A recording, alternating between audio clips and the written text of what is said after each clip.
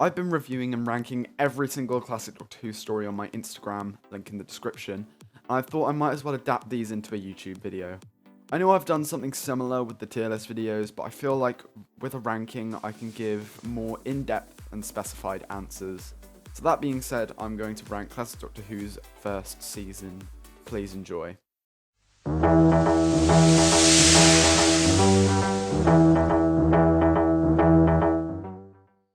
Number 8, The Censor Rights. This story isn't bad, it's just very average. It does what most stories fail to do, and it gives Susan some sort of importance in the plot. Who would have thought she doesn't just stand there and scream?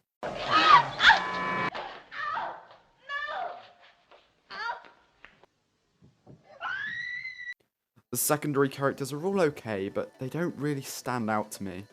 It's nice that most of them get their happy endings. The whole thing where an evil Censor Right poses as one of the Owlses is a concept reused in Doctor Who quite a lot. An imposter comes in and pretends to be someone that they aren't. It isn't that this story does it badly, it's just that all of the other stories where this is used in the future does it better. I feel like when they're all on the spaceship, the story was dragging a bit, but when they arrived on the Sense it picked up the pace a little. I mean, this story must be memorable to get a shout out in New Who. Like I said at the start of the review, this story is just very average, but probably the weakest in the season, so I'd give it a 5 out of 10.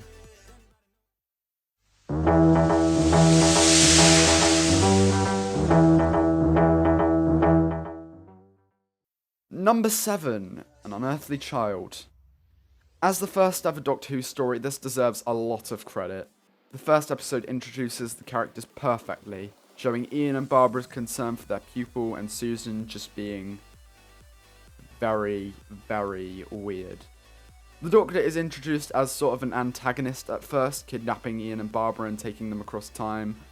Plus, the first ever Doctor Who cliffhanger is just simply iconic. For the following 3 episodes, I am quite underwhelmed. The caveman storyline is a nice idea, but I don't think it translated onto screen for me. There is so much unnecessary violence, which makes it hard to take seriously. The theory skull escape, though, was quite ingenious. Overall, the start of the story is good, but when the caveman stuff starts, it gets weaker. But it is still iconic, and we do have to give it credit. So, like the Censor Rights, I'll give it a 5 out of 10.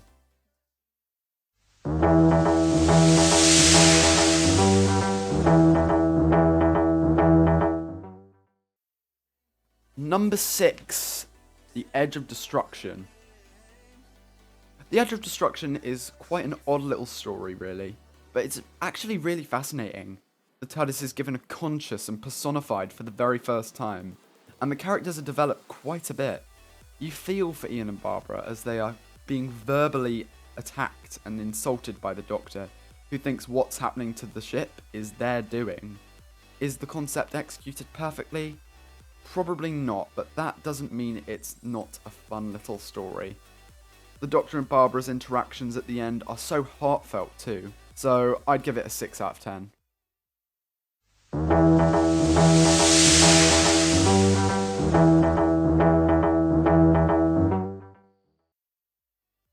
Number 5, The Reign of Terror.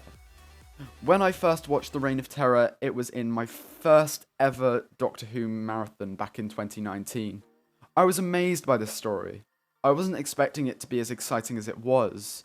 There are many things that made it good, but the main one was Hartnell.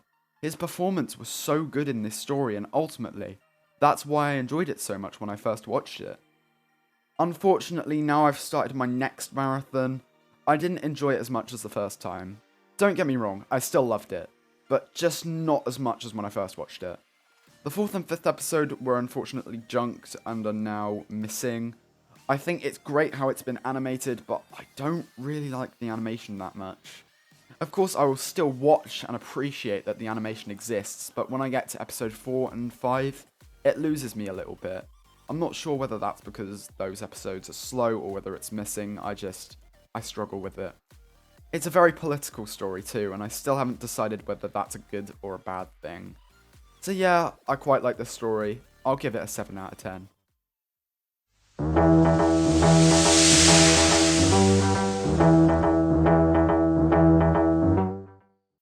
Number 4, Marco Polo.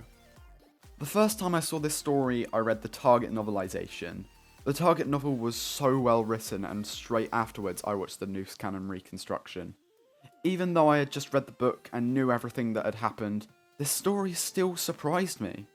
Unfortunately, this story is missing and the audio that exists isn't high quality. Although, you don't really notice that the audio's bad because the story is good. Tigana is just so scheming and evil and really does a good job at making you hate him. The whole fight over the TARDIS is a little bit dragged out. I feel like this story would have worked better with less episodes. I love Susan and Ping Cho's friendship, they are just so good together. Overall, this story is definitely in the upper best half of the season. Marco Polo is considered a classic by many fans, including myself. The whole vibe is just perfect. I hope one day this turns up. So I give this story a 7 out of 10.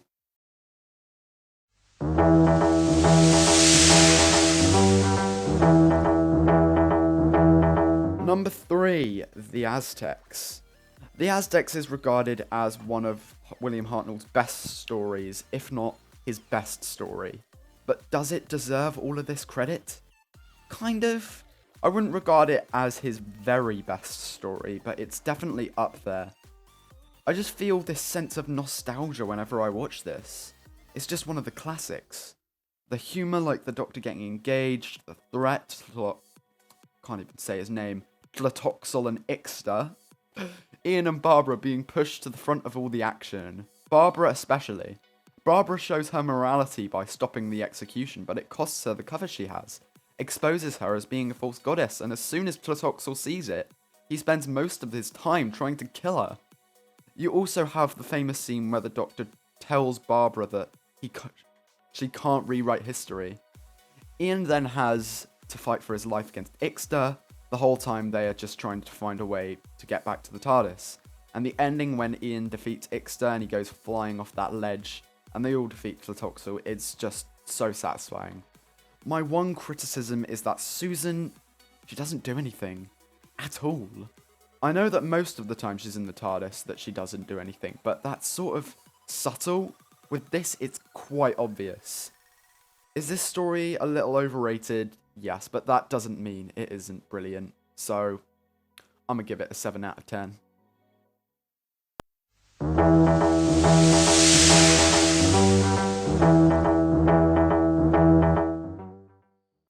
Number 2, The Daleks. This is the first time we ever hear those terrifying claustrophobic voices. The first time we get that iconic imagery. The Daleks is a great story. Maybe not high ranking in all the Dalek stories, but that's just because everything that this story gets right is just improved in later stories. The first part instantly hooks you with this mysterious city, and the constant threat of radiation is a good idea executed to perfection.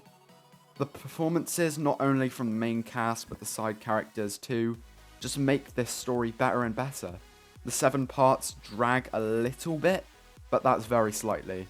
Whenever I go to Hartnell to rewatch some of my favourite stories, this is one of the first I go to. Not because I'm watching it in order, because I genuinely enjoy it. Susan also gets some independence in this story, which she doesn't get a lot of, so it's nice to see. Towards the end, something that loses its points is that it tries to spark off a hint of love interest between Barbara and one of the Thals. No chemistry whatsoever, just the randomest thing ever. But ending on a positive, the cliffhanger leading into the Edge of Destruction is quite good, making you want to watch the next story. So I'm going to give this a 7 out of 10 too.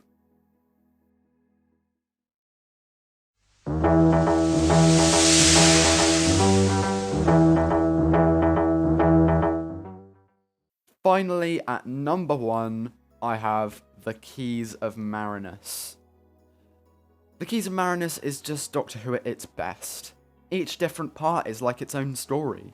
As they teleport over Marinus searching for these keys, they go to so many different places.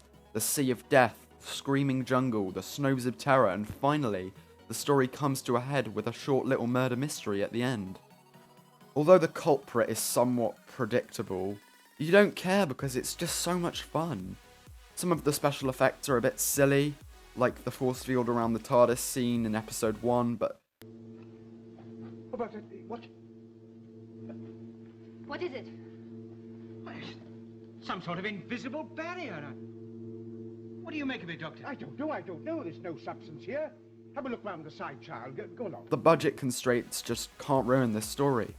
Terry Nation came through again with another fantastic story, and he really stands out as a definitive writer in the history of Doctor Who. Also, after listening to this story from Big Finish called Domain of the Void, The Early Adventures 1.1, I appreciate the villains from this story a lot more.